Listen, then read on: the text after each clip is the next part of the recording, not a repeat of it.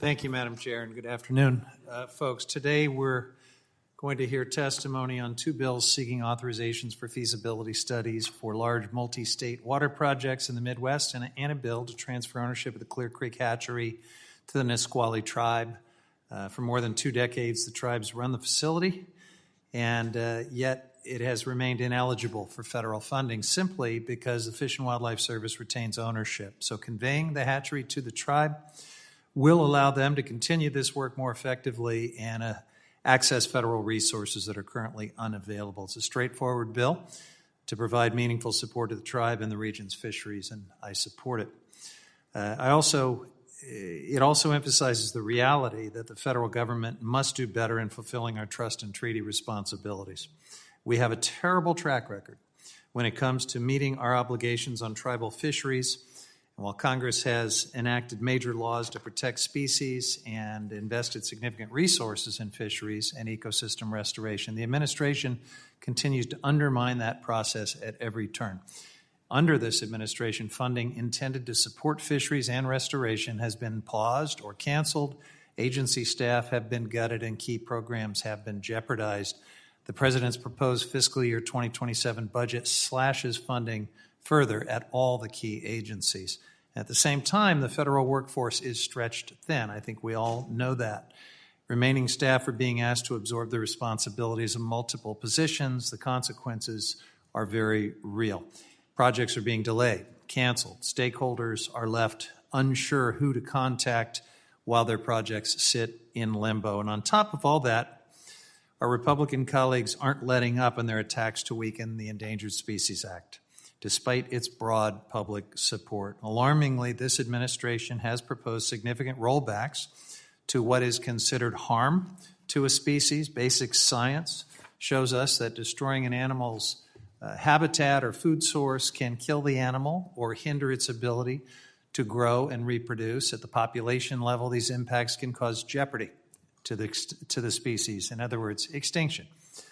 But the administration is trying to narrow these definitions to avoid any consideration of a project's harm to habitat. That change would allow the administration to easily ignore any impact of water diversions on salmon, pushing them closer to extinction.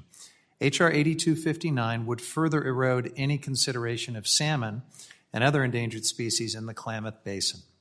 This bill essentially adopts language from the California Water subtitle of the 2016 WIN Act, and I was there when that bill passed. It was advanced by Republican leadership, jammed through in the final vote of that Congress as part of WRDA, without hearings and without meaningful public input.